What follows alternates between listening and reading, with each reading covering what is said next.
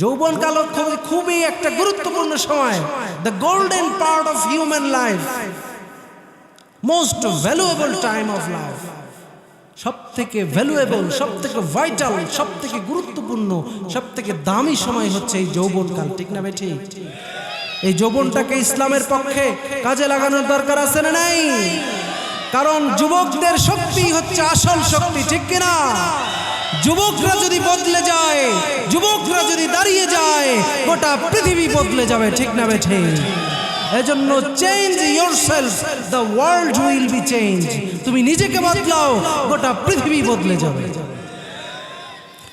যুবকদের বিপ্লব কতটা ভয়ানক হতে পারে, যুবকরা জাগলে পরিস্থিতি কতটা খারাপ হতে পারে।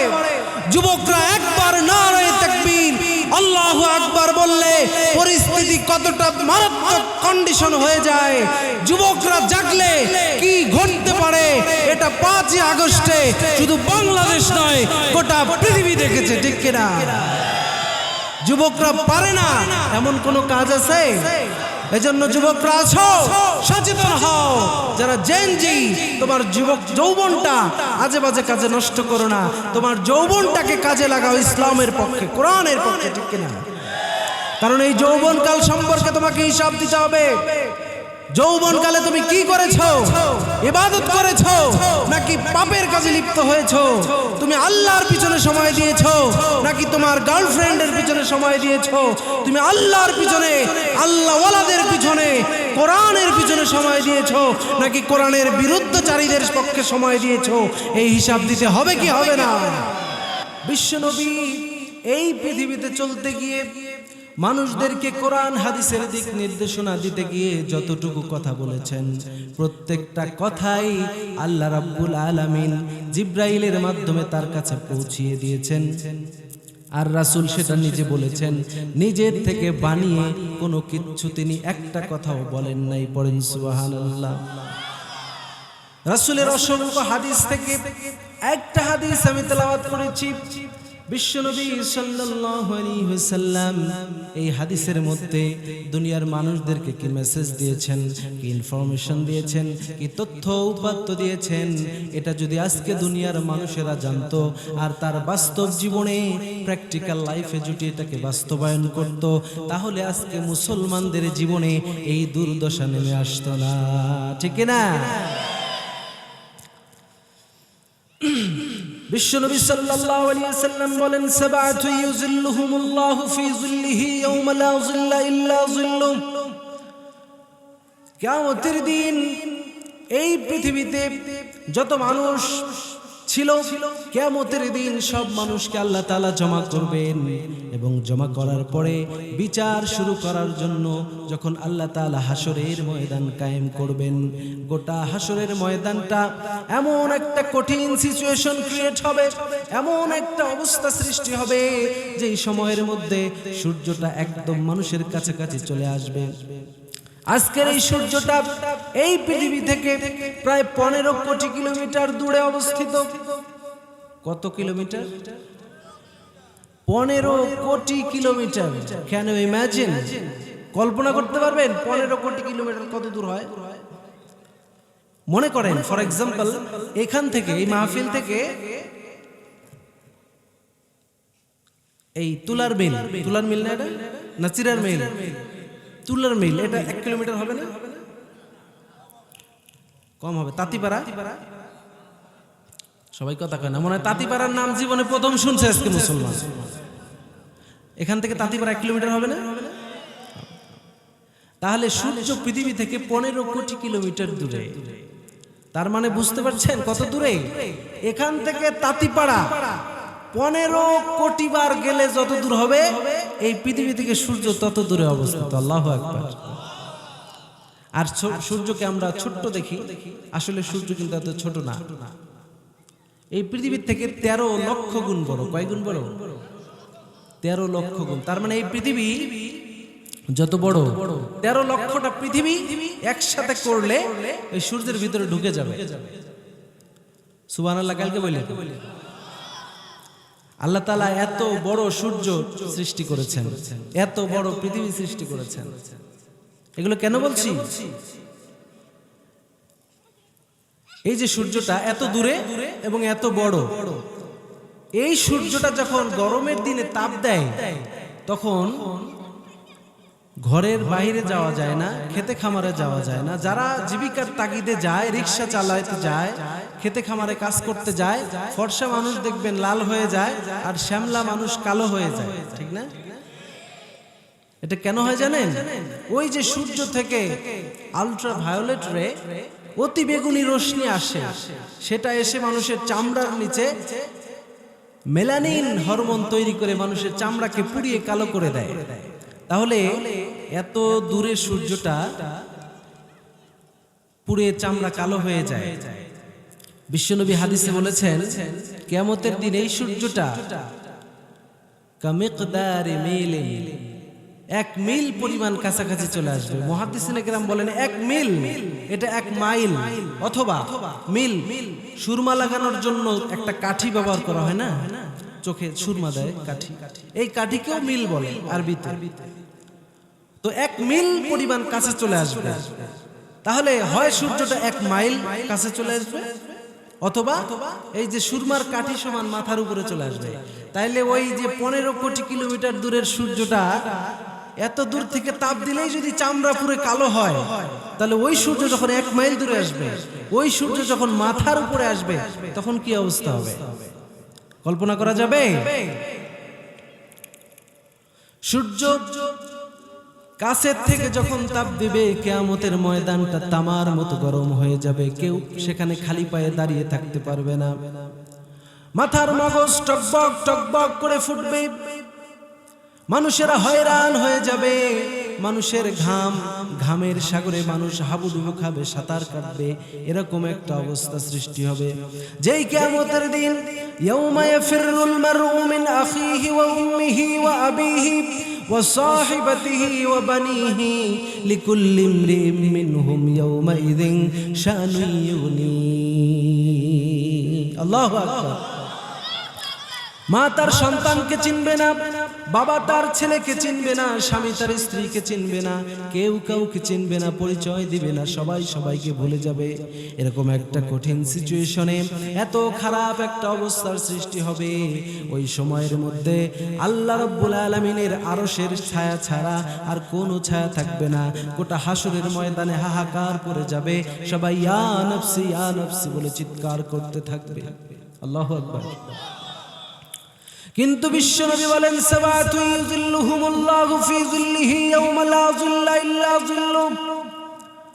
অত ভয়াবহ অবস্থার মধ্যে, অত গরমের মধ্যেও আল্লাহর আরশের ছায়ার নিচে আল্লাহ রাব্বুল আলামিন 7 শ্রেণীর মানুষকে জায়গা করে দিবেন। পড়েন সুবহানাল্লাহ।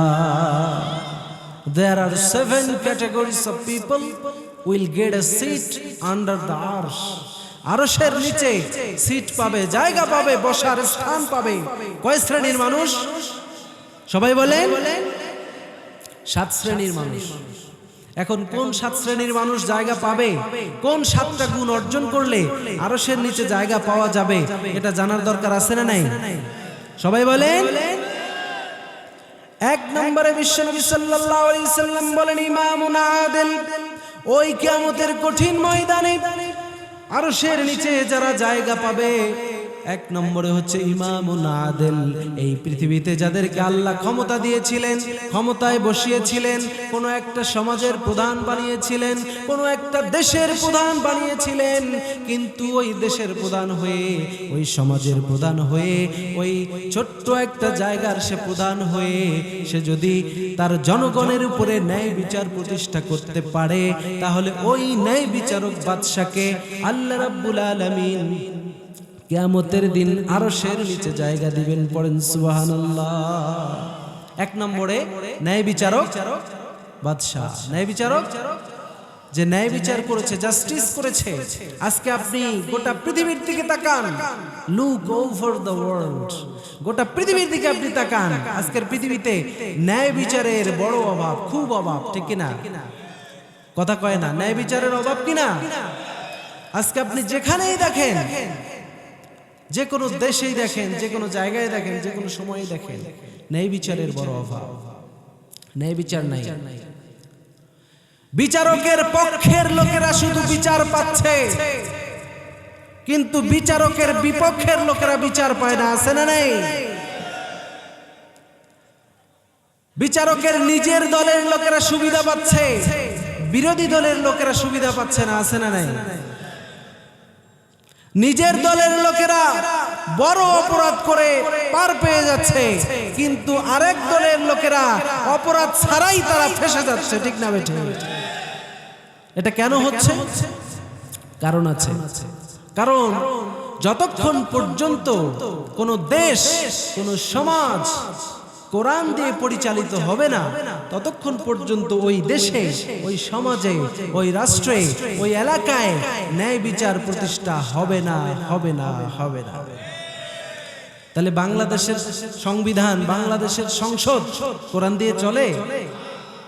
তাহলে বাংলাদেশের সংবিধান যদি, সংসদ যদি কোরআন দিয়ে না চলে, তাহলে এখান থেকে ন্যায় বিচার আসবে না, এটাই স্বাভাবিক, ঠিক না?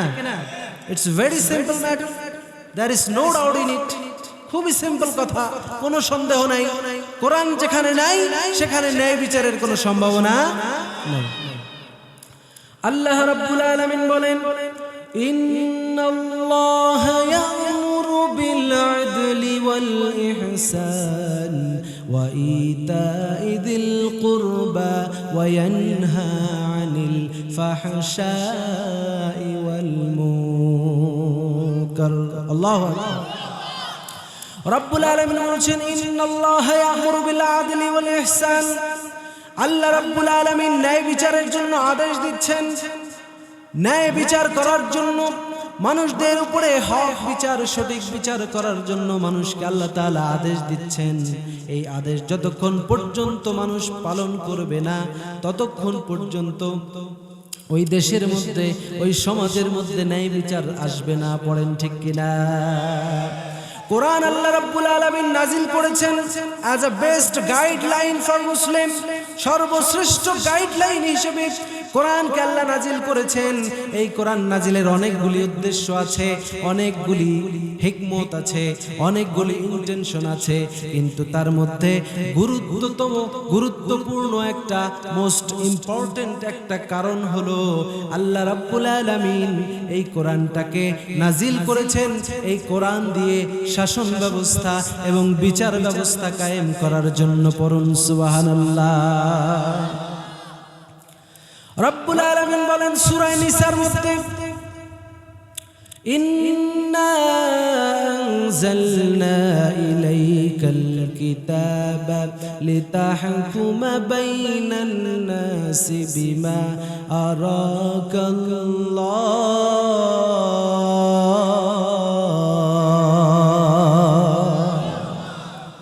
নবী হে, আপনার উপরে আমি কিতাব নাজিল করেছি কেন জানেন? লিতাহকুমা বাইনান নাস, হুকুমত প্রতিষ্ঠা করার জন্য। যে বিচার করে তাকে বলা হয় হাকিম। কি বলে? হাকিম। লিতাহকুমা বাইনান নাস, মানুষের মাঝে কোরআন দিয়ে বিচার করার জন্যই আমি কোরআনকে নাজিল করেছি। সুতরাং ন্যায় বিচার যদি প্রতিষ্ঠা করতে হয়, তাহলেই এই সমাজে শান্তি প্রতিষ্ঠা হবে। কোরআন দিয়ে যদি বিচার করা হয়, তাহলে এই সমাজে শান্তি আসবে, দেশে শান্তি আসবে, ন্যায় বিচার প্রতিষ্ঠা হবে। Otherwise there is no chance to establish justice. ন্যায় বিচার প্রতিষ্ঠা হওয়ার কোনো সম্ভাবনা, কোনো সুযোগ নাই। চিল্লায় পড়েন ঠিক কিনা? সম্মানিত উপস্থিতি, ন্যায় বিচার করতে হবে। আল্লাহ রাব্বুল আলামিন আরো বলেছেন, ওয়া ইযা হাকামতুম বাইনান নাসি আন তাহকুমু বিল আদল। নবীজি, যখন আপনি ন্যায় মানুষের মাঝে বিচার করবেন, তখন আপনাকে ন্যায় বিচার করতে হবে। কারণ আপনি যদি ন্যায় বিচার না করেন, তাহলে কিয়ামতের দিন আপনাকে ধরা খেতে হবে, আপনাকে জবাব দিতে হবে। কোরআন শুধু তেলাওয়াত করার জন্য, কোরআন শুধু মানুষের বাড়িতে খতম করে, কোরআন শুধু খতম করে কবরস্থানে কবরবাসীর জন্য দোয়া করার জন্য নাজিল হয় নাই। কোরআন নাজিল হয়েছে, কোরআন দিয়ে দেশ চলবে, কোরআন দিয়ে সমাজ চলবে। কোরআন দিয়ে যেমন নামাজ পড়া হয়, সেরকম কোরআন দিয়ে সমাজ চালানোর দরকার আছে না নাই? ও নামাজি কোরআন দিয়ে নামাজ পড়ো সমাজ কেন গড়ো না ও নামাজি কোরআন দিয়ে নামাজ পড়ো সমাজ কেন গড়ো না আল কোরআনের সমাজ ছাড়া আল কোরআনের সমাজ ছাড়া নেই বিচার তো মিলবে না ও নামাজি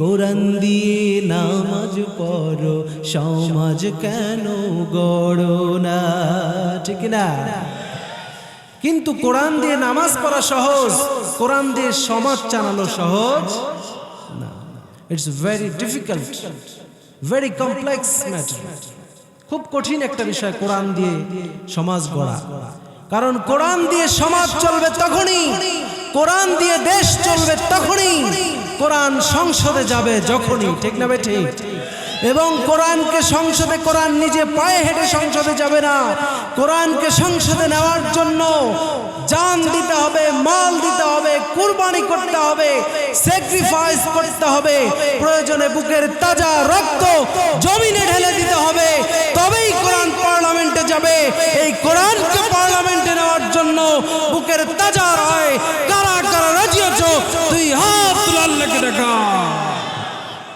আলহামদুলিল্লাহ আলহামদুলিল্লাহ আল্লাহ কবুল করুক পড়না আমিন তাহলে কোরআন পার্লামেন্টে হেঁটে হেঁটে যাবে না কোরআনকে পার্লামেন্টে নিতে হবে ঠিক না এমন কি যারা কোরআনকে পার্লামেন্টে নিতে চায় তাদের পক্ষে সব সময় থাকতে হবে যারা কোরআনকে পার্লামেন্টে দেখতে চায় না কোরআন পার্লামেন্টে যাবে এই কথা শুনলে যাদের গা চুলকায় যাদের পিঠ চুলকায় তাদের সাথে মুসলমানদের কোনো সম্পর্ক থাকতে পারে না মুসলমানের সম্পর্ক মুসলমানের রিলেশন মুসলমানের অ্যাটাচমেন্ট মুসলমানের কানেকশন হবে only with Quran only with সুন্নাহ শুধু কোরআনের সাথে সম্পর্ক হাদিসের সাথে সম্পর্ক কোরআন ছাড়া মানুষের তৈরি করা কোনো তন্ত্র মন্ত্র কোনো মতবাদের সাথে মুসলমানের কোনো সম্পর্ক নাই চিল্লায় বল ঠিক না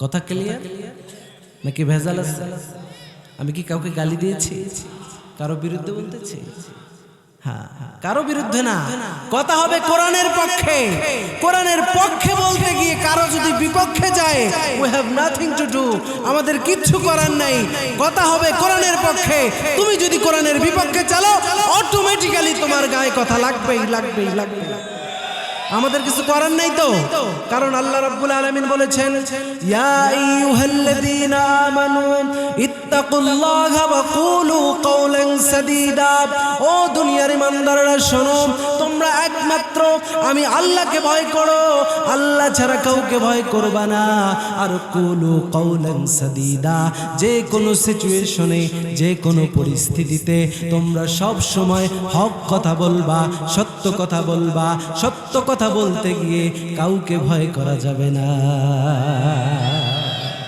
আমরা ভয় করি কাকে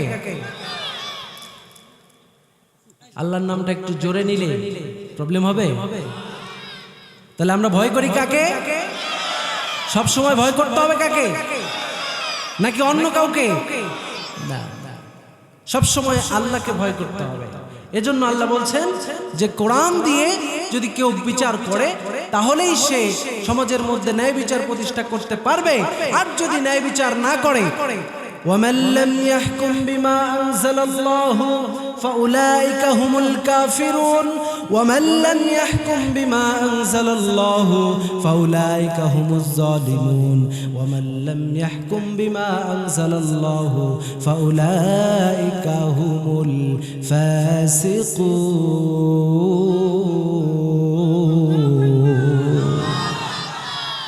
ومن لم يحكم بما أنزل الله আল্লাহ যেটা নাজিল করেছেন সেটা দিয়ে যদি কেউ বিচার না করে ফাউলাইকা হুমুজ জালিমুন ফাউলাইকা হুমুল ফাসিকুন ফাউলাইকা হুমুল কাফিরুন তারা ফাসিক তারা জালেম তারা হচ্ছে কাফের চিল্লায় পড়েন ঠিক কিনা কোরআন দিয়ে শাসন কার্য পরিচালনা করতে হবে।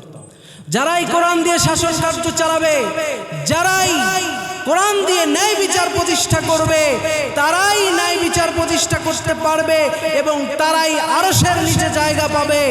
আর যারা কোরআন দিয়ে বিচার করবে না, যারা মানুষের মাঝে ন্যায় বিচার প্রতিষ্ঠা করবে না, মানুষের হক মেরে খাবে, মানুষের অধিকারকে হরণ করবে, দেশের ক্ষতি করবে, দেশের ক্ষতি করবে, দেশের সম্পদ লুটপাট করে বিদেশে পালায়ে যাবে, তারা কখনো আরশের নিচে জায়গা পাবে না, পাবে না, পাবে না। কথা ক্লিয়ার? কে বলেছেন? কোনো ডাউট, কোনো সন্দেহ, কোনো এক্সকিউজ, কোনো প্রবলেম? সোজা কথা আল্লাহ তাআলা কোরআনের মধ্যে বলেছেন। তাহলে এক নম্বরে আরশের নিচে জায়গা পাবে কারা? ন্যায় বিচারক, বাদশা, ন্যায় বিচারক, শাসক। তাহলেই সে আরশের নিচে জায়গা পাবে। ক্ষমতা পাওয়া এত সহজ না। ক্ষমতার জন্য লালায়িত, পদ পাওয়ার জন্য কত প্রচেষ্টা, কিন্তু কেউ যদি ক্ষমতায় যায় সমস্যা নাই, যেতে পারে, কিন্তু ক্ষমতাটা ভালোভাবে চালানোর দরকার আছে না নেই? যারা জালিম জুলুম করেছে তারাও যেমন আল্লাহর আদালতে বিচার হবে, ভবিষ্যতেও যারা ক্ষমতায় যাবে তারাও যদি উল্টাপাল্টা করে আল্লাহর দরবারে হিসাব আছে না নেই? এজন্য we have to be careful, we have to be conscious। আমাদের কেয়ারফুল হতে হবে, সচেতন হতে হবে। যদি আমরা সচেতন না হই তাহলে আমাদের জন্য ভয়ঙ্কর বিপদ অপেক্ষা করছে। নেক্সট পয়েন্ট নাম্বার 2, বিশ্বনবী বলেন 2 নম্বরে যেই ব্যক্তি আরশের নিচে জায়গা পাবে, ওয়াশাবুন নাশা ফি ইবাদাতিল্লাহ, 2 নম্বরে ওই যুবককে আল্লাহ তাআলা আরশের নিচে জায়গা দিবেন যেই যুবক তার যৌবনকালটা আল্লাহর ইবাদতের মাধ্যমে কাটিয়েছে। পড়েন সুবহানাল্লাহ। যুবকরা খুশি? হ্যাঁ, জেনজিস, যুবকরা, Gen Z, youngsters of Kamal Kasna, Kamal কাসনার যুবকেরা শোনো, তোমাদের জন্য it's a very very biggest opportunity, অনেক বড় একটা সুযোগ। যেই যুবকটা যৌবনকালে আল্লাহর ইবাদত করবে সেই যুবকটা কিয়ামতের দিন আরশের নিচে জায়গা পাবে। সুবহানাল্লাহ। বাড়িতে গিয়ে বলি সুবহানাল্লাহ বলতে মন চায় না মুসলমান? সুবহানাল্লাহ বলতে মন চায় না? এরপরও চুপ আছে। ভাই ঘুমাইছেন নাকি? ভাই শেষ করে দেব? শেষ করবো? শেষ করে দিই? তা আপনারা যেভাবে রেসপন্স করতেছেন, আপনারা যেভাবে মানে মরার মতো শুনতেছেন, এইভাবে শুনলে তো শেষ করা ছাড়া কোনো উপায় নাই। আমি শুরুতেই বলেছি এই ময়দানে ওয়াজ ভালো করার জন্য একটাই সিস্টেম আছে, সেটা হলো এই 20 জন মানুষ 100 জনের আওয়াজ দিতে হবে। হবে হবে? আচ্ছা, তাহলে যেই যুবক যৌবনকালটা আল্লাহকে দিবে, আল্লাহ তাআলা আরশের নিচে তাকে জায়গা দিবে। লাভ কি ওয়াজ করে ভাই? হ্যাঁ, যৌবনকালে ইবাদত করতে হবে। যুবক শোনো, তোমার যৌবনকালের চেহারা, যৌবনকালের টাইট চামড়া তোমার গার্লফ্রেন্ড যেমন পছন্দ করে, তোমার যৌবনকালের চেহারা, তোমার যৌবনের শক্তি যেমন সমাজের মানুষেরা পছন্দ করে, কারণ তুমি এই চেহারা দিয়ে, এই শক্তি দিয়ে তুমি সমাজের অনেক কিছুই পরিবর্তন করতে পারবা, ঠিক কিনা? কিন্তু বুড়ো হয়ে গেলে যখন এই চেহারা নষ্ট হয়ে যাবে, রূপ যৌবন নষ্ট হয়ে যাবে, চামড়া যখন ঢিলা হয়ে যাবে, তখন তোমাকে কেউ পছন্দ করবে না, তোমার গার্লফ্রেন্ডও পছন্দ করবে না, তোমার বউও তোমার পছন্দ করবে না, ঠিক কিনা? অনেক সংসারে এভাবে ঝগড়াঝাটি, যে গাবুর মোরা মরেও না রে, এ বুড়া কোনো কাম করে না, খালি খায় আর ঘুমায়। অথচ যৌবনকালে কত মহাব্বত, কত ভালোবাসা। আজকে একজন বুড়া হয়ে গেছে, আরেকজন তাকে দেখতে পারে না। আমি কি ভুল বললাম? তাহলে এই যদি অবস্থা হয়, আপনার আপনজন, আপনার জানের জিগার, আপনি যাকে সব থেকে বেশি ভালোবাসতেন, বেশি সময় দিতেন, সেও আপনার যৌবনটাকে ভালোবাসে, কারণ সে জানে যৌবনকালে আপনার রক্ত গরম, এই গরম রক্তকে সে নিজের পক্ষে নিয়ে সে পৃথিবীর অসাধ্য সাধন করতে চায়, ঠিক কিনা? কিন্তু আল্লাহ বলছেন নো, তোমার যৌবনটা তুমি আজে বাজে কাজ করে নষ্ট করো না, আজে বাজে মানুষের পিছনে ঘুরে তোমার যৌবনটা তুমি নষ্ট করো না। তোমার যৌবনটাকে ইউটিলাইজ করো, তোমার যৌবনটাকে অপচয় করো না, যৌবনটাকে তুমি আল্লাহর কাজে লাগাও। করেন সুবহানাল্লাহ। বিশ্বনবী সাল্লাল্লাহু আলাইহি ওয়াসাল্লাম বলেন, ইগতানিম খামসান ক্বাবলা খামসিন, পাঁচটা বিষয়কে তোমরা পাঁচটা জিনিসের আগে গুরুত্ব দাও। তার মধ্যে অন্যতম একটা গুরুত্ব হলো শাবাবাকা ক্বাবলা হারামি, তোমার যৌবন কালটাকে বুড়ো হয়ে যাওয়ার আগেই তুমি কাজে লাগাও। সুবহানাল্লাহ পড়েন। বুড়া হয়ে গেলে তুমি অনেক ইবাদত করতে পারবা না, আল্লাহর হুকুম মানতে পারবা না। এজন্য যৌবন কালেই তুমি আল্লাহর ইবাদত করো, যৌবন কালটা আল্লাহর কাজে লাগাও। আর বিশ্বনবী এটাও বলেছেন, কিয়ামতের দিন পাঁচটা প্রশ্নের উত্তর না দিয়ে কোনো আদমের সন্তান এক পা নড়তে পারবে না, একজন মানুষও একটু নড়াচড়া করতে পারবে না। পাঁচটা প্রশ্নের উত্তর দিতে হবে। তার মধ্যে অন্যতম গুরুত্বপূর্ণ একটা প্রশ্ন হচ্ছে, তোমার যৌবনকাল তুমি কোন রাস্তায় ব্যয় করেছো? যৌবনকাল তুমি কি করেছো এই হিসাব আগে দাও, তারপরে তুমি জান্নাতে যাও। এই হিসাব আমরা দিতে পারবো? যৌবনকাল খুবই একটা গুরুত্বপূর্ণ সময়, the golden part of human life, most valuable time of life. সব থেকে ভ্যালুয়েবল, সব থেকে ভাইটাল, সব থেকে গুরুত্বপূর্ণ, সব থেকে দামি সময় হচ্ছে এই যৌবনকাল। ঠিক না ভাই? ঠিক। এই যৌবনটাকে ইসলামের পক্ষে কাজে লাগানোর দরকার আছে না নাই? কারণ যুবকদের শক্তি হচ্ছে আসল শক্তি, ঠিক কিনা? যুবকরা যদি বদলে যায়, যুবকরা যদি দাঁড়িয়ে যায়, গোটা পৃথিবী বদলে যাবে। ঠিক না বেঠে? এজন্য change yourself, the world will be change. তুমি নিজেকে বদলাও, গোটা পৃথিবী বদলে যাবে। যুবকদের বিপ্লব কতটা ভয়ানক হতে পারে, যুবকরা জাগলে পরিস্থিতি কতটা খারাপ হতে পারে। যুবকরা একবার নারায়ে তাকবীর আল্লাহু আকবার বললে পরিস্থিতি কতটা মারাত্মক কন্ডিশন হয়ে যায়। যুবকরা জাগলে কি ঘটতে পারে এটা 5ই আগস্টে শুধু বাংলাদেশ নয়, গোটা পৃথিবী দেখেছে। ঠিক কিনা? যুবকরা পারে না এমন কোন কাজ আছে? এজন্য যুবকরা আছো, সচেতন হও। যারা জেনজি, তোমার যৌবনটা আজে বাজে কাজে নষ্ট করো না, তোমার যৌবনটাকে কাজে লাগাও ইসলামের পক্ষে, কোরআনের পক্ষে। ঠিক কিনা? কারণ এই যৌবনকাল সম্পর্কে তোমাকে হিসাব দিতে হবে। যৌবনকালে তুমি কি করেছো? ইবাদত করেছো নাকি পাপের কাজে লিপ্ত হয়েছো? তুমি আল্লাহর পিছনে সময় দিয়েছো নাকি তোমার গার্লফ্রেন্ডের পিছনে সময় দিয়েছো? তুমি আল্লাহর পিছনে, আল্লাহওয়ালাদের পিছনে, কোরআনের পিছনে সময় দিয়েছো নাকি কোরআনের বিরুদ্ধচারীদের পক্ষে সময় দিয়েছো? এই হিসাব দিতে হবে কি হবে না? যুবকরা সাবধান। আজকের কাফের মুশরিকরা এটা খুব ভালো করে বুঝতে পেরেছে যে কোন জাতির যুব সমাজকে যদি ধ্বংস করা যায়, ওই জাতি আর কোমর সোজা করে দাঁড়াতে পারবে না। ঠিক কিনা? এজন্য যুবকদের কোমর ভাঙার জন্য, যুবকদের ইসলামের রাস্তা থেকে ডাইভার্ট করার জন্য, যুবকদেরকে কোরআনের পথ থেকে কনভার্ট করার জন্য তারা অনলাইনে, অফলাইনে, প্রত্যেক লাইনেই তারা ফিতনা, তারা ঝামেলা, তারা বিভিন্ন ধরনের ষড়যন্ত্রের জাল বিছিয়ে দিয়েছে। ঠিক কিনা? যুবকদেরকে সচেতন হতে হবে।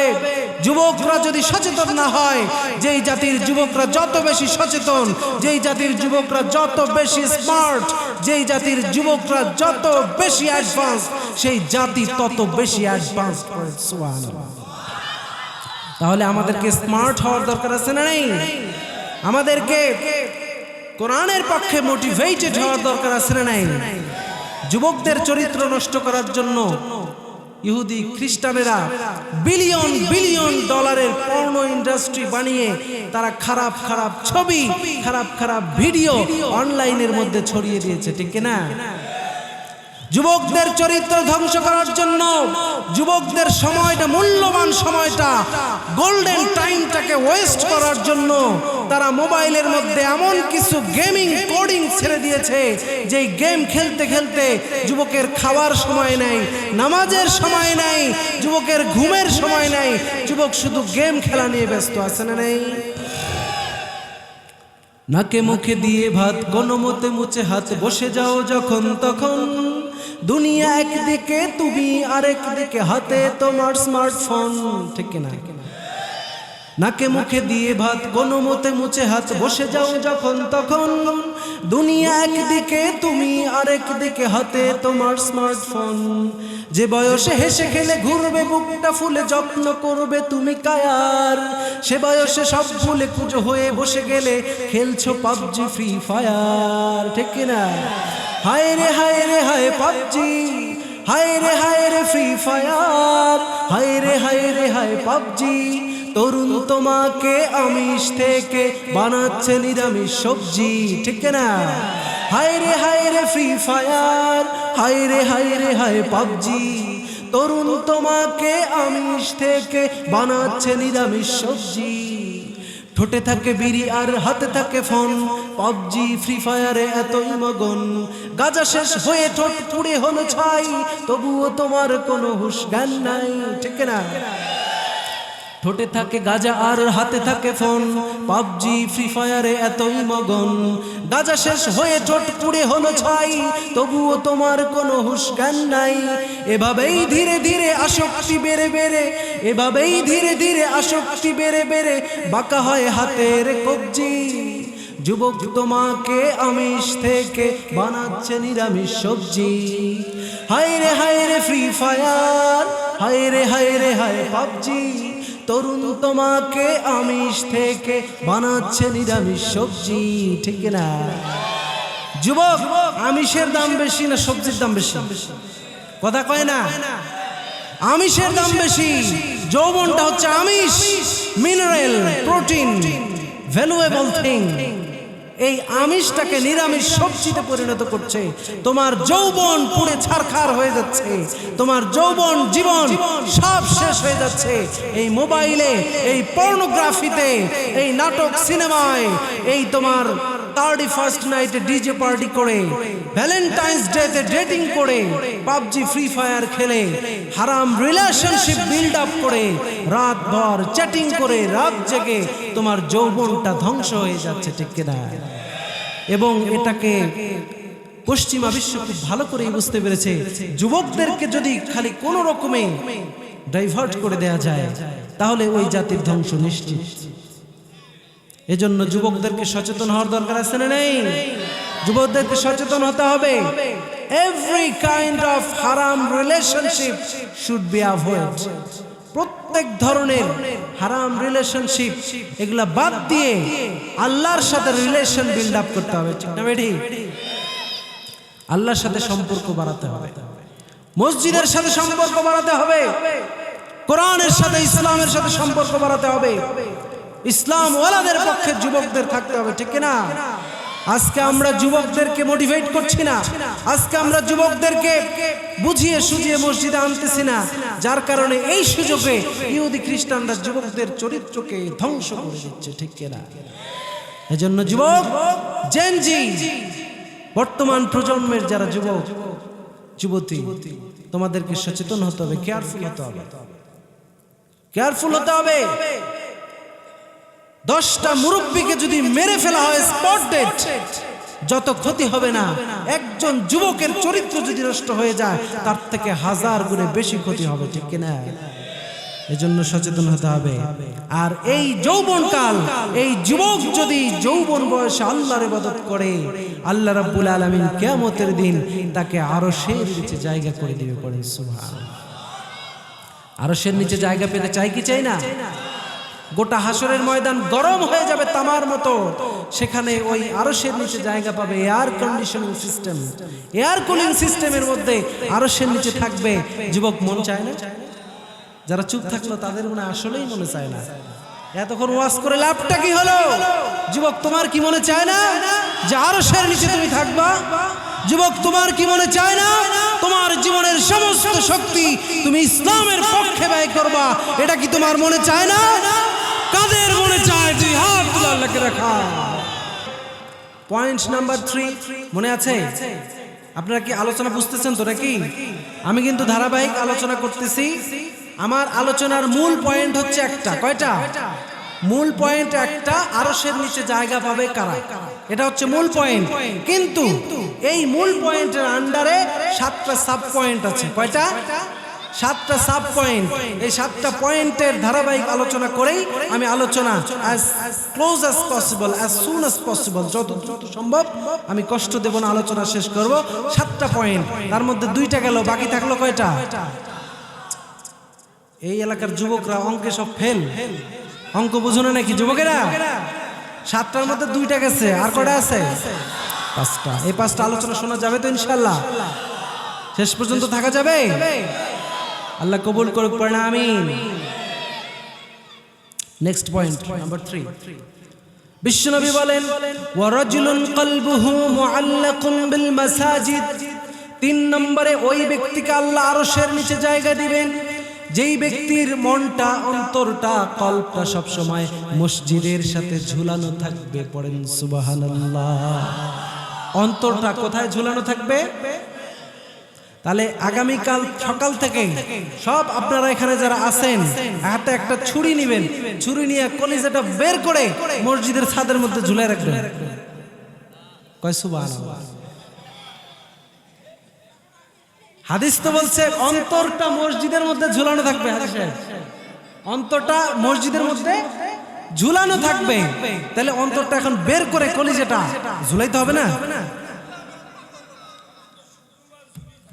হ্যাঁ মাশাআল্লাহ। ভাই বলছে শুক্রবারে ঝোলে আর সারা সপ্তাহ ঝোলে না।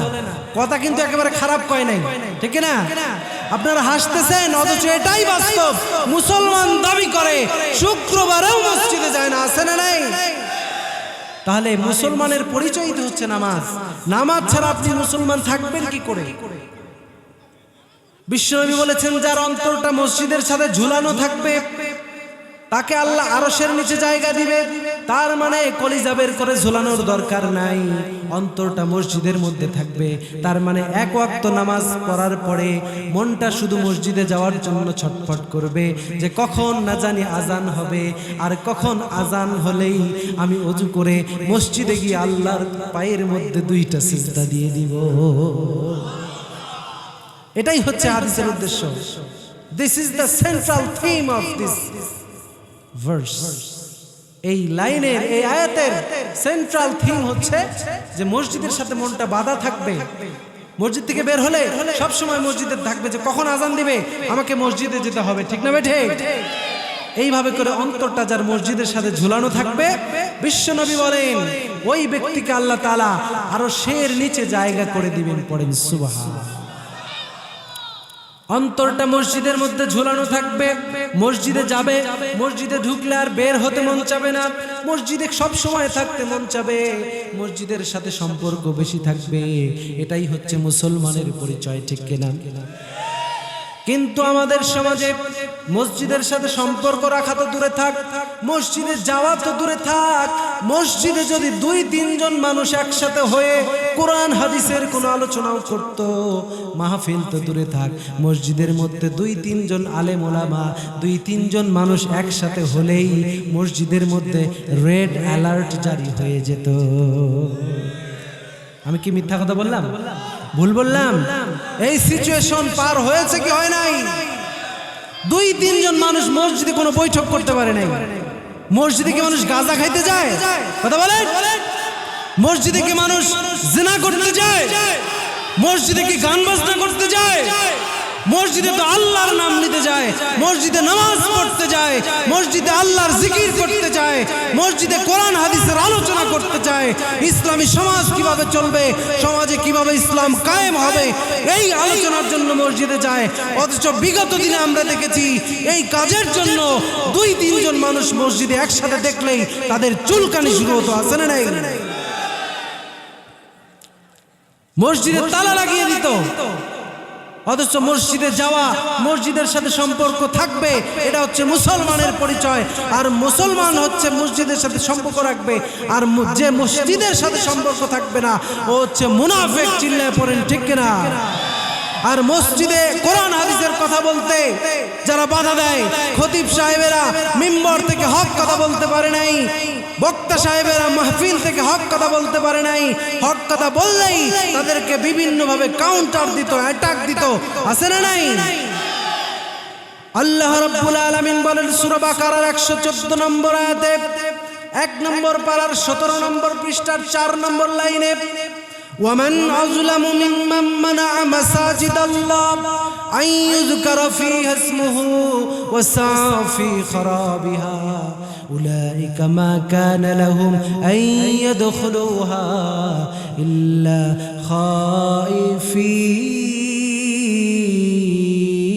خائفين ومن أظلم ممن منع مساجد الله أن يذكر فيها اسمه ওই ব্যক্তির থেকে বড় জালেম আর কে হতে পারে যে ব্যক্তি মসজিদে হক কথা বলতে বাধা দেয়, যে ব্যক্তি মসজিদে হক কথা বলতে বাধা দেয়, যে ব্যক্তি মসজিদে কোরআন হাদিসের কথা বলতে বাধা দেয়, যেই ব্যক্তি কোরআন হাদিসের ইলমি বৈঠক করতে বাধা দেয়, আল্লাহর নাম নিতে যেই ব্যক্তি মসজিদে বাধা দেয়, ওই ব্যক্তির থেকে বড় জালেম, ওই ব্যক্তির থেকে বড় স্বেচ্ছাচার, ওই ব্যক্তির থেকে বড় স্বৈরাচার আর হতে পারে না। কথা ক্লিয়ার? আয়াত নাম্বার, সূরা নাম্বার, পৃষ্ঠা নাম্বার বলে দিলাম, লাইন নাম্বারও বলে দিয়েছি, বাড়িতে গিয়ে খুঁজে দেখবেন, ভুল হলে তারপরে বলবেন। যদি ভুল না হয় তাহলে হুজুরের দোষ দিয়ে কোনো লাভ আছে? I have nothing to do, I have to describe the truth. কিচ্ছু করার নাই, আমাকে সত্য কথা বলতেই হবে। আমাকে রাজশাহী থেকে নিয়েই আসতেন কোরআন হাদিসের হক কথাগুলি বলার জন্য, ঠিক কিনা? এখন যদি হক কথা বলার কারণে আপনারা রাগ করেন, হক কথা বলার কারণে যদি গা একটু চুলকায়, তাহলে কি হকের কথা বন্ধ থাকবে? ইউরিদুনা লিইউতফিউ নূরাল্লাহি বিআফওয়াহিহিম ওয়াল্লাহু মুতিম্মু নূরিহি ওয়ালাউ কারিহাল কাফিরুন। আল্লাহ বলছেন ইউরিদুনা লিইউতফিউ নূরাল্লাহ, কাফের মুশরিকরা, ইসলাম বিদ্বেষীরা ফু দিয়ে আল্লাহর নূরের আলোকে, কোরআনের আলোকে নিভিয়ে দিতে চায়। কিন্তু শুনে রাখো মুসলমান, ফু দিয়ে কোরআনের আলোকে নিভানো যায় না। যতই বেশি নিভাতে চাইবে তত বেশি কোরআনের আলোকে জ্বালিয়ে দিবে কে? ফু দিলে নিভবে না। এই যে বাল্বগুলো জ্বলতেছে, ফ্লাড লাইট গুলা, টিউব লাইট গুলা জ্বলতেছে, আমরা এখানে যারা আছি সবাই মিলে ফু দিলে তো নিভে যাবে ব্যাপারটা, তাই না? মানুষ কম তো তাই নিভবে না, কিন্তু আরো 2-400 লোক যদি ভাড়া করে নিয়ে আসা যায়, সবাই মিলে একসাথে ফু দিলে নিশ্চিত নিভবে। নিভবে না? বড় হুজুরকে ডাইকাই না, দোয়া কালাম করে, একটু তাবিজ কবজ করে জোরে একটা যদি ফু দেওয়া যায় তাইলে নিভবে। নিভবে? এটা হচ্ছে এমন একটা লাইট যেটা ফু দিলে নিভবে না, লাঠি দিয়ে আঘাত করলে ভেঙে যাবে তাও নিভবে না, এটাকে সুইচ অফ করে নিভাতে হবে, ঠিক কিনা? এট দ্য সেম ওয়ে, একই ভাবে এই কোরআন এমন একটা লাইট, যেই লাইটের সুইচ এই পৃথিবীতে নাই, যেই লাইটের সুইচ হচ্ছে আল্লাহর হাতে, পড়েন ঠিক কিনা? সুতরাং এই লাইটকে নিভানোর জন্য যারাই চেষ্টা করেছে, বর্তমানে যারা করছে, ভবিষ্যতে যারা করবে, কোরআনের আলো নিভবে না, তাদের জীবনের বাতি নিভে যাবে, ঠিক না বেঠি? এজন্য বলছিলাম মসজিদে হক কথা বলতে বাধা দেওয়া, মাহফিলে হক কথা বলতে বাধা দেওয়া। এখনো কিছু কিছু মাহফিলে দেখতে পাচ্ছি যে কোরআনের হক কথা বলতে বাধা দেওয়া হচ্ছে, ঠিক না বেঠি? একজনের মাহফিলে বাধা দেওয়া হচ্ছে, একজনের মাহফিলে লক্ষ লক্ষ মানুষ হচ্ছে, মানুষের কারো কারো গায়ে সহ্য হচ্ছে না, ঠিক না বেঠি? পেকুয়াতে মিজানুর রহমান আজহারি ভাই মাহফিল করেছেন, 15 লক্ষ লোক হয়েছে, একদল মানুষের গায়ে চুলকানি শুরু হয়ে গেছে।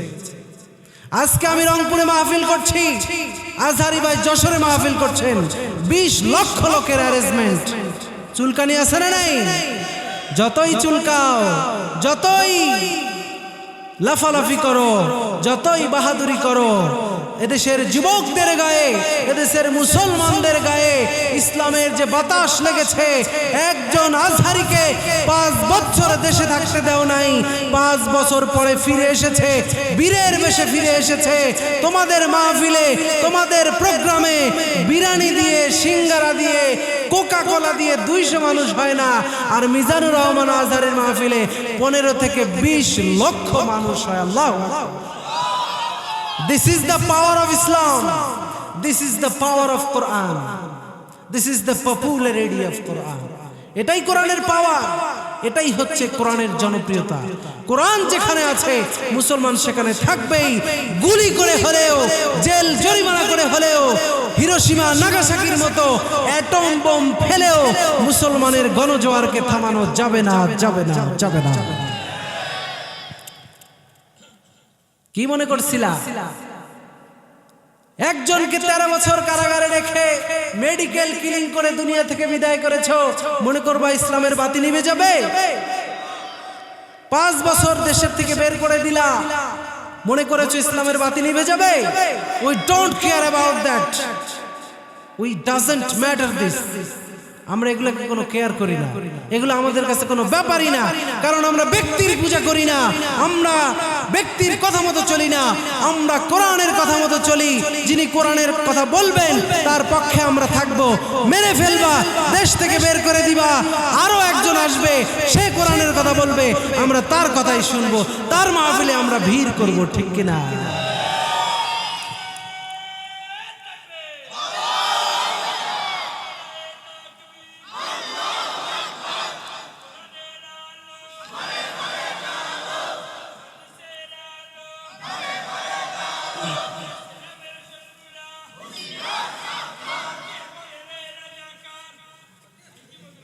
আলহামদুলিল্লাহ, আলহামদুলিল্লাহ, আলহামদুলিল্লাহ। আল্লাহ কবুল করুক, পড়া আমিন। প্রিয় ভাইরা, কষ্ট হচ্ছে? খারাপ লাগতেছে? কেমন কেমন একটু লাগতেছে, তাই না? যে হুজুর 5 বছর আগে ওয়াজ করছিলেন, তখন তো এত গরম কথা বলেন নাই, আজকে এত গরম কথা কেন? হুজুর ভালো হয় নাই, হুজুরকে ভালো করেছে কে? আর হুজুর ভালো হওয়ার কারণ আছে। যে ঠান্ডা পড়ছে, গরম বক্তব্য না দিলে তো গরম ধরবে না, ঠিক কিনা? আমি তো অলরেডি ঘেমে গেছি, আপনাদের কি অবস্থা? ঘামেন নাই? তার মানে বোঝা গেল যে আপনারা এখনো ঠিকঠাক ভাবে অ্যাক্টিভলি আপনারা পারেন নাই। তবে অচিরেই পারবেন, অচিরেই হবে, সব হবে ইনশাআল্লাহ। সবাই পড়েন ইনশাআল্লাহ। কারণ শীতের দিন তো, আমি আসছিলাম প্রচন্ড বাতাসে, মানে আমার হাতগুলো একদম ঠান্ডা হয়ে যাচ্ছিল। ভাবছিলাম যে স্টেজে উঠে যদি গা কাঁপে, হাত কাঁপে শীতে, তাহলে তো এটা তো ডিসক্রেডিট ফর মি, এটা তো খুবই খারাপ কথা। তাই যাই হোক, আপনারা আমার কথা রেখেছেন, অল্প মানুষ হলেও ভলিউমটা যে বাড়ায় দিছেন, এতেই হুজুর গরম হয়ে গেছে। আলহামদুলিল্লাহ।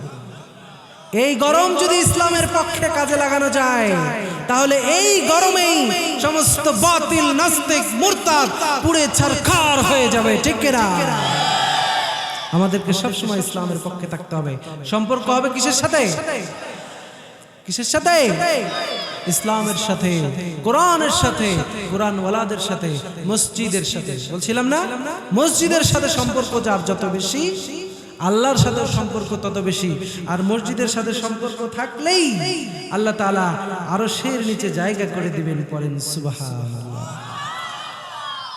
নেক্সট পয়েন্ট নাম্বার 4, বিশ্বনবী বলেন, ওয়ারাজুলানি তাহাব্বা ফিল্লাহি ইজতামা আলাইহি ওয়া তাফাররাকা আলাইহি।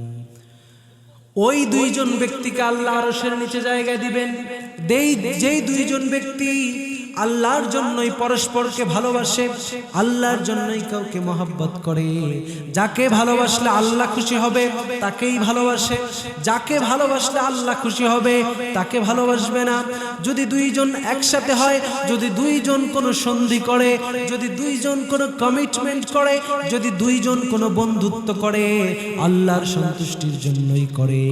আর যদি 2 জনের পৃথক হতে চায়, 2 জন যদি একজন আরেকজনকে ঘৃণা করতে চায়, চায়, আল্লাহর সন্তুষ্টির জন্যই ঘৃণা করে। পড়েন সুবহানাল্লাহ। তাহলে ভালোবাসবে সেটাও আল্লাহর জন্য, ঘৃণা করবে সেটাও আল্লাহর জন্য, ঠিক না ঠিক? এই পৃথিবীতে যারা জুলুম করেছে, যারা জালেম, যারা স্বৈরাচার, তাদেরকে আমরা ঘৃণা করি কার সন্তুষ্টির জন্য? আর এই পৃথিবীতে যারা মাজলুম হয়েছে, এই পৃথিবীতে যারা কোরআনের পক্ষে থেকেছে, এই পৃথিবীতে যারা ভালো কথা বলেছে, যারা হক কথা বলেছে, তাদেরকে আমরা ভালোবেসেছি কার সন্তুষ্টির জন্য? That's the point. এটাই পয়েন্ট, এটাই হচ্ছে মূল কথা। ভালোবাসবে আল্লাহর জন্য, তা ঘৃণা করবে আল্লাহর জন্য। তাহলে আমাদের ভালোবাসা কার জন্য হবে? আমাদের ঘৃণাগুলো কার জন্য হবে? আমরা কাউকে কিছু দিব, কার জন্য দিব? আমরা কাউকে কিছু দিব না, কার জন্য করব? সব কিছু হতে হবে আল্লাহর জন্য। Our love, our relation have to be for the sake of almighty Allah সুবহানাহু ওয়া তাআলা। আল্লাহু আকবার পড়েন। আমাদের ভালোবাসা সবই যেন হয় মহান রবের জন্য, রাখব ঘৃণাগুলো তাও যেন হয় শুধু প্রভু তোমারই জন্য, ঠিক না? আমাদের ভালোবাসা সবই যেন হয় মহান রবের জন্য, রাখব ঘৃণাগুলো তাও যেন হয় শুধু প্রভু তোমারই জন্য। ভালোবাসি বাসি ভালো, ভালোবাসি প্রভু তোমাকে মান, ফাকাদ ইস্তাকমালাল ঈমান। When we love someone, we want to love him for you. When we hate someone, we will hate him to be close to you. When we love someone, we want to love him for you. When we hate someone, we will hate him to be close to you. We love you, we are loving you, we will be loved forever. Ya Habibi, Ya Rasulallah, we will keep you in our heart. We love you, we are loving you. No বললেও বুঝে শুনে, ঠিক না? আন্দাজে পাট খেতে ঢিল মারা যাবে না। ভালো কাজ ভালোবাসবো আল্লাহর জন্য, খারাপ কাজকে ঘৃণা করব আল্লাহর জন্য। যাকে ভালোবাসলে আল্লাহ খুশি হয় তাকে আমরা ভালোবাসবো, যাকে ঘৃণা করলে আল্লাহ খুশি হয় তাকে আমরা ঘৃণা করব। রাসূলকে ভালোবাসলে আল্লাহ তো রাগ করবে, কথা কয় না? রাসূলকে ভালোবাসলে আল্লাহ রাগ করবে না, আল্লাহ ভালোবাসবে? রাসূলকে ভালোবাসলে আল্লাহও ভালোবাসবে। সূরা আলে ইমরানের 31 নম্বর আয়াতে আল্লাহ রাব্বুল আলামিন বলেন, কুল ইন কুনতুম তুহিব্বুনাল্লাহা ফাত্তাবিউনি ইউহিব্বুকুমুল্লাহ।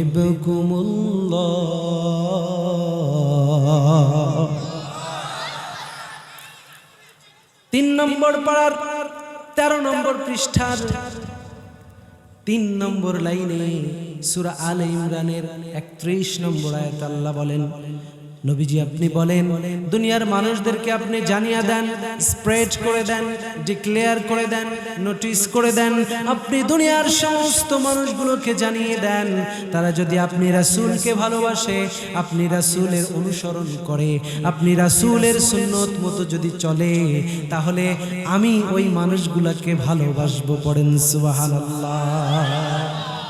এজন্য রাসূলকে ভালোবাসার দরকার আছে না নেই? রাসূলের ভালোবাসায় যদি জীবন দিতে হয়, রাসূলের ভালোবাসায় যদি জান মাল খরচ করতে হয়, রাসূলের ভালোবাসায় যদি বুকের তাজা রক্ত জমিনে বিলাতে হয়, রাসূলকে কটূক্তিকারীর শাস্তির দাবিতে যদি ফাঁসির মঞ্চে ঝুলতে হয়, রাজপথে যদি দুর্বার আন্দোলন করতে হয়, রাসূলের মহব্বতে এই পৃথিবীর সব কিছুকে পায়ে ঠেলে রাসূলের পক্ষে থাকার জন্য কারা কারা রাজি আছো? দুই হাত তুলে আল্লাহকে দেখা। শেষ, ব্যাটারি ডাউন। হ্যাঁ, একটু তাকবীর দিতে পারলেন না? রাসূলের জন্য, রাসূলের জন্য আমরা সবাই রেডি থাকবো। রাসূলের পক্ষে কারা কারা থাকবো হাত তোলেন। নাস্তিকতা নিপদ যাক, দিন ইসলাম জিন্দাবাদ। নাস্তিকতা নিপদ যাক, দিন ইসলাম জিন্দাবাদ। কোটি প্রাণে একই আওয়াজ, খোদাদ্রোহী ছাড় পাবে না, এই বাংলায় ঠাঁই হবে না, মুসলমানরা জেগেছে আজ। তোলো তোলো আওয়াজ তোলো, জোর কদমে সামনে চলো, সামনে চলো, সামনে চলো, জোর কদমে আওয়াজ তোলো, সবাই মিলে একই সাথে দাও না স্লোগান, নারায়ে তাকবীর, নারায়ে তাকবীর। দিন ইসলাম, দিন ইসলাম জিন্দাবাদ, জিন্দাবাদ। দিন ইসলাম, দিন ইসলাম। নারায়ে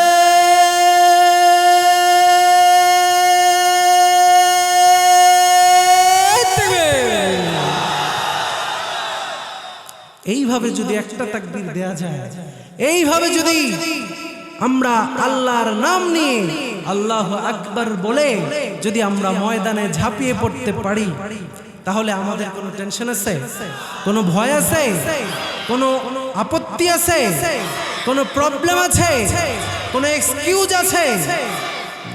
We have no problem, no doubt, no excuse, no problem. কোনো ভয় নাই, চিন্তা নাই। আমরা যদি কোরআনের পক্ষে থাকি, আমাদের জীবন, আমাদের যৌবন, আমাদের শক্তি, আমাদের কণ্ঠ, আমাদের জীবন, আমাদের মরণ, আমাদের সম্পদ, সব কিছু যদি আমরা আল্লাহর জন্য কুরবানি করতে পারি, তাহলে এই জমিনে আল্লাহর বিধান কায়েম হবেই হবে ইনশাআল্লাহ। তাহলে কয় নাম্বার পয়েন্ট গেল? যারা চুপ থাকলেন তারা মনে হয় কনফিউশনে আছে। আর ভয়ে যে ব্যক্তি ওই মহিলার কাছ থেকে ফিরে আসতে পারবে, বিশ্বনবী বলেন ওই লোকটা আরশের নিচে জায়গা পাবে। পড়েন সুবহানাল্লাহ। যুবকরা এবার বলতেছে, হুজুর এতক্ষণ যা বলতেছিলেন ভালোই লাগতেছিল, এবার একটু মনে হয় জায়গা মতো। যুবকরা বলতেছে এবার ধরা খাইছে, হুজুরে ধরছে জায়গা মতো। এবার এই জায়গায় আমাদের যুবকরা খুবই দুর্বল, ঠিক কিনা? কিন্তু যুবক দুর্বল হতে হবে, হলে হবে না, সবল হতে হবে, স্ট্রং হতে হবে। যত লোভনীয় অফারে আসুক না কেন, যত সুন্দরী মহিলার পক্ষ থেকে অফার আসুক না কেন, যত সম্ভ্রান্ত ফ্যামিলির মেয়েই তোমাকে অফার করুক না কেন, সেটাকে ইয়েস বলা যাবে। Always we have to know every kind of haram relationship, haram opportunity, ঠিক কিনা? সব সময় খারাপ কাজকে নো বলতে হবে, ডিসলাইক করতে হবে, আর ভালো কাজকে ওই কথা কয় না, লাইক করতে হবে, ইয়েস করতে হবে। যদি তুমি খারাপ কাজকে ডিসলাইক করে ভালো কাজকে লাইক করতে পারো, ভালো কাজকে অ্যাপ্রিশিয়েট করতে পারো, ভালো কাজকে সমাজের মধ্যে অ্যাপ্লাই করতে পারো, যদি খারাপ কাজ থেকে, জিনা ব্যভিচার থেকে বেঁচে থেকে তুমি যদি আল্লাহর ইবাদতের মাধ্যমে তোমার যৌবনকালটা কাটাতে পারো, তোমার জন্য বিশ্বনবী আরশের নিচে এয়ার কন্ডিশনিং রুমের মধ্যে তোমার জন্য একটা সিট বুকিং করে দিয়েছেন। সুবহানাল্লাহ। তাহলে এই পৃথিবীতে যত জেনা সংগঠিত হয়, বেশিরভাগ জেনা, ম্যাক্সিমাম জেনা, এটা নারীর পক্ষ থেকে আগে সংগঠিত হয়, ঠিক কিনা? বেঠিক? মহিলারা এবার রাগ করবে হুজুরের উপরে, মহিলারা এবার বলবে হুজুর আমাদেরকেও ছাড় দিলেন না, আমাদেরকেও ফাঁসাই দিলেন না। বোনেরা, আমার শত্রুতা নাই কারোর সাথে, আমি আপনাদেরকে মোটিভেট করতে চাচ্ছি on the way of Quran, on the way to জান্নাহ। আমি আপনাদেরকে জান্নাতের পথে, কোরআনের পথে মোটিভেট করতে চাচ্ছি, বুঝাতে চাচ্ছি যে কোন নারী যদি মনে করে যে আমি কোন পুরুষকে সুযোগ দিব না, তাহলে পুরুষ কি সুযোগ পাবে? এক বাদশার কাছে এক মহিলা এসে বলছে, জাহাপনা, আপনার রাজ্যের এই ছেলেটা, অমুক ছেলে, এ আমাকে জোর করে ধর্ষণ করেছে, আমার ইজ্জতের উপরে আঘাত করেছে জোর করে, আমি রাজি ছিলাম না, জোর করে ধর্ষণ করেছে। বাদশা বলে, তাই? যে হ্যাঁ তাই। বলছে ঠিক আছে, বিচার পরে হবে, কালকে হবে। তোমাকে এই যে 100 টাকা দিলাম, এই 100 টাকা তুমি নিয়ে যাবা। ওই যুবক কিন্তু রাস্তায় দাঁড়ায় আছে, তোমার এই 100 টাকা ছিনতাই করবে, তুমি কিন্তু তাকে 100 টাকা দিবা না। বলে ঠিক আছে, 100 টাকা নিয়ে যাবা, যত চেষ্টাই করো তুমি দিও না, আগামীকাল বিচার হবে। যুবকের এত বড় সাহস, আমার রাজ্যে যুবক তোমাকে জোর করে ধর্ষণ করে, যুবকের উপযুক্ত বিচার হবে, যাও টাকা নিয়ে যাও। বাদশা যুবককে বলছে, ওই মহিলাকে টাকা দিছি 100, যে করে পারো টাকাটা তুমি নিয়ে নিবা। এখন রাস্তার মধ্যে যুবক তো টাকা দাও, এখন মহিলা তো দিবে না, দিবে না, দিবে না, যুবকও ছাড়ে না, মহিলাও দিবে না। কি এক অবস্থা! শেষমেশ মহিলা চলে গেছে আবার রাজার দরবারে। যে রাজামশাই, আপনার কথাই ঠিক, আপনি বলছিলেন না যুবক রাস্তায় অ্যাটাক করবে, দেখেন টাকাটা আমার কাছ থেকে নেওয়ার জন্য কত চেষ্টা করতেছে, কিন্তু নিতে পারে নাই, আমি দেই নাই। বাদশা বলে, শোনো মহিলা, মাত্র 100 টাকা যুবক তোমার কাছ থেকে জোর করে নিতে পারে না, আর কোটি টাকার সম্পদ, তোমার কোটি টাকার ইজ্জত যুবক জোর করে নিয়ে নিল। কথা কয় না কেন? কথায় যুক্তি আছে না নাই? 100 টাকা যুবক নিতে পারে না তোমার কাছ থেকে, 500 টাকা তোমার হাত থেকে যুবক নিতে পারে না, আর তোমার লক্ষ কোটি টাকার যৌবন, লক্ষ কোটি টাকার ইজ্জত যুবক জোর করে নিছে না। ফাজলামি করো, তুমি চান্স দিয়েছো বলেই তো শুনেছে। এজন্য মা বোনেরা, বি কেয়ারফুল, বি কনশাস, সতর্ক হতে হবে। যুবকদেরও সতর্ক হতে হবে, মহিলাদেরও সতর্ক হতে হবে। জিনা ব্যভিচারের কাছে যাওয়া যাবে না। এই জন্য যে যুবক জিনা ব্যভিচার থেকে বাঁচতে পারবে, আল্লাহ রাব্বুল আলামিন তাকে কিয়ামতের দিন আরশের নিচে জায়গা করে দেবে। পরে সুবহানাল্লাহ। তাহলে আমরা আরশের নিচে জায়গা পেতে চাই কি চাই না? আমরা আরশের নিচে অবশ্যই জায়গা পেতে চাই, এবং আরশের নিচে জায়গা পেতে হলে আমাদেরকে এই কাজগুলি অবশ্যই করতে হবে, আমাদের এই গুণগুলি অবশ্যই অর্জন করতে হবে। হযরত ইউসুফ আলাইহিস সালাতু ওয়াস সালাম, নাম শুনছেন? যারা চুপ থাকলেন জীবনে মনে হয় ইউসুফের নামই শুনেন। নাম শুনছেন ইউসুফ আলাইহিস সালামের? Most handsome, most beautiful person, most beautiful prophet of the world, পড়েন সুবহানাল্লাহ। এই পৃথিবীর যত পুরুষ আছে পড়েন সুবহানাল্লাহ। তাহলে আমরা এটা চাই কি চাই না? তাহলে আলোচনা 12টা তো বেজে গেছে ভাই, শেষ করে দিই। আরেকটা আছে, আগামী বছর হবে ইনশাআল্লাহ। হ্যাঁ না, 12টা বেজে গেছে। আপনারা দাওয়াত দিয়েছেন আমাকে 3 তারিখের, আজকে তো অলরেডি 4 তারিখ। তাহলে তো কেমন হবে? শেষ করে দিতে হবে। একটা থাকলো, আগামী বছর যদি বেঁচে থাকি, আপনারা যদি বেঁচে থাকেন তাহলে হবে নাকি? চলবে সারা রাত? আচ্ছা, সারা রাত আপনারা বসে থাকেন, আমার এদিক দিয়ে একটু রাস্তা দিন, আমি চলবো পিছন দিয়ে। মুমিন কখনো পিছনের রাস্তা দিয়ে পালায় না, মুমিন সব সময় সামনে এগিয়ে চলে। ঠিক না? পিছনের রাস্তা দিয়ে মুমিন পালায় না, পিছনের রাস্তা দিয়ে জালেমরা পালায়। ঠিক না? পিছনের রাস্তা না, সামনে দিয়েই যাব। তবে আপনারা যেহেতু নিয়ত করেছেন সারা রাত থাকবেন, সারা রাত থাকলে যে সওয়াব হতো অটোমেটিক্যালি সারা রাতের সওয়াব আল্লাহ তাআলা আপনাদের আমলনামায় দিয়েই দিয়েছেন। পড়েন সুবহানাল্লাহ। যাই হোক, উইথিন শর্ট টাইম শেষ করে দিই। 7 নম্বরে বিশ্বনবী বলেন, ওয়া রাজুলুন যাকারাল্লাহু খালিয়ান ফাফাদাত আইনাহু। 7 নম্বরে ওই ব্যক্তিকে আল্লাহ তাআলা আরশের নিচে জায়গা দিবেন, যেই ব্যক্তি কোনো নির্জন জায়গায়, কোনো ফাঁকা জায়গায়, দুনিয়ার কেউ দেখতেছে না, অন্ধকার একটা রুমের মধ্যে, একটা ছোট্ট কুঠুরির মধ্যে ওই লোকটা একাকী আছে, কিংবা নদীর পাড়ে, কিংবা যে কোনো জায়গায় একাকী লোকটা বসে আছে। এই যে একাকী বসে আছে, এই একাকী থাকার সময় তার মনের ভিতরে আল্লাহর কথা স্মরণ হয়ে হয়েছে, সে ভেবেছে যায় আল্লাহ এই একাকী আমি আছি, অন্ধকার একটা ঘরের মধ্যে, বিদ্যুৎ নাই, কারেন্ট নাই, ইলেকট্রিসিটি নাই, কোনো আইপিএস নাই, কিচ্ছু নাই, এই অন্ধকার ঘরের মধ্যে আমি আছি। কবরে যখন আমি অন্ধকারে একা একা থাকবো তখন আমার কি অবস্থা হবে?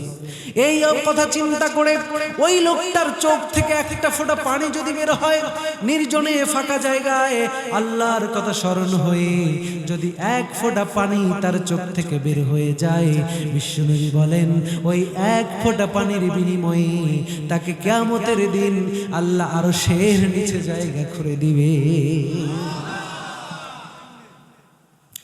এবার আমরা জীবনের সাথে মিলাই, ফাঁকা জায়গায় আমরা কয়বার আল্লাহর নাম নিয়েছি, আর জায়গা ফাঁকা আছে, রুম খালি আছে, মোবাইলে একটু খারাপ কিছু দেখে নেই, জায়গা ফাঁকা আছে একটু বিড়ি টান দিয়ে নেই, জায়গা ফাঁকা আছে গার্লফ্রেন্ডের সাথে একটু কথা বলি, জায়গা ফাঁকা আছে একটু চ্যাটিং করি, জায়গা ফাঁকা আছে একটু মাস্টারবেশন করি, একটু খারাপ কাজ করি, একটু পর্নোগ্রাফি দেখি।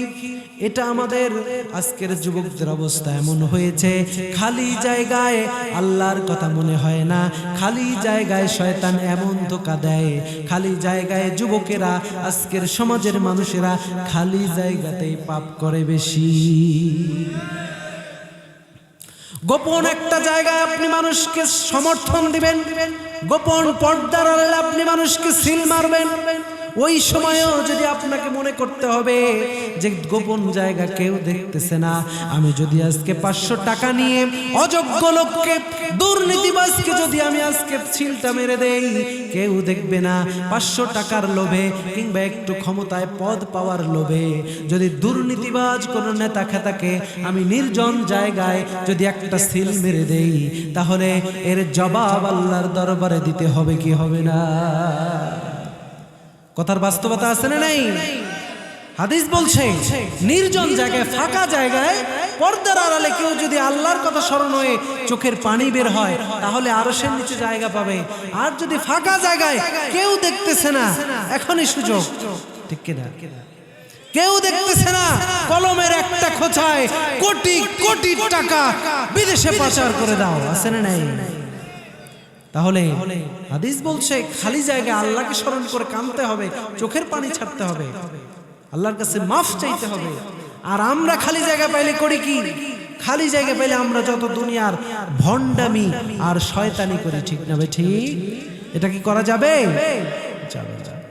এটা আমাদেরকে এই বিষয়গুলো বুঝতে হবে যে এগুলি গোপনে খারাপ কাজ, এগুলি দুনিয়ার কেউ যদি না দেখে, কে দেখে? আল্লাহর চোখে ফাঁকি দেওয়া যাবে?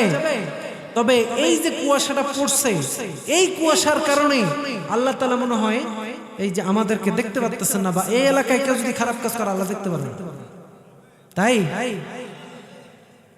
হ্যাঁ, দেখবে? অবশ্যই দেখবে। কোন কুয়াশা, কোন অন্ধকার, কোন ধোঁয়াশা, যত ধরনেরই সিচুয়েশন আউট অফ কন্ট্রোলে চলে যাক না কেন, আল্লাহর দৃষ্টি এড়ানোর ক্ষমতা কারো আছে?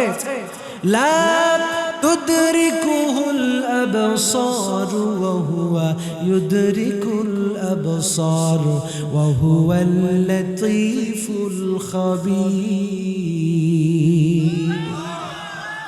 সূরা আনআমের মধ্যে আল্লাহ বলেছেন লা তুদরিকুহুল আবসার, দুনিয়ার কোন চোখ আল্লাহ তাআলাকে ক্যাপচার করতে পারে না, কিন্তু আল্লাহর চোখ এই পৃথিবীর সমস্ত মানুষকে ক্যাপচার করে আছে। আল্লাহু আকবার।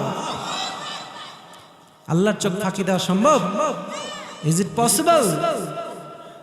No, it's totally impossible. আল্লাহর চোখে ফাঁকি দেওয়া যাবে না ভাইরা। এজন্য আসুন সবসময় প্রকাশ্যে গোপনে ভয় করতে হবে কাকে? আল্লাহকে। যদি আমরা এটা করতে পারি তাহলে আল্লাহ তাআলা আমাদেরকে মাফ করবেন, আমাদেরকে আরশের নিচে জায়গা দেবেন। তাহলে যে কথাগুলো শুনলাম আমরা আমল করতে পারবো তো ইনশাআল্লাহ? যারা চুপ থাকলেন তারা কয় আমল টামলের দরকার নেই, শুনছি এটাই মেলা। হ্যাঁ, এত শীতের মধ্যে যে শুনছি এটাই তো মেলা, এটাই তো অনেক, আর শোনার আমল করার কি দরকার? তাই কি? তাই ভাইরা, তাই নো, এত কষ্ট করে আমরা শুনেছি, এই কষ্ট সার্থক হবে তখনই এই কথাগুলি আমরা আমাদের প্র্যাকটিক্যাল লাইফে, আমাদের পলিটিক্যাল লাইফে, আমাদের সোশ্যাল লাইফে, আমাদের ভার্চুয়াল লাইফে, আমাদের অ্যাকচুয়াল লাইফে, আমাদের হোল লাইফে আমরা যখন এই কথাগুলি আমরা প্র্যাকটিক্যালি প্রমাণ করতে পারবো, আমল করতে পারবো, তবেই আমাদের এই রাত জেগে কষ্ট করে ওয়াজ শোনার কথা সার্থক হবে। চিল্লায় পড়েন ঠিক কিনা?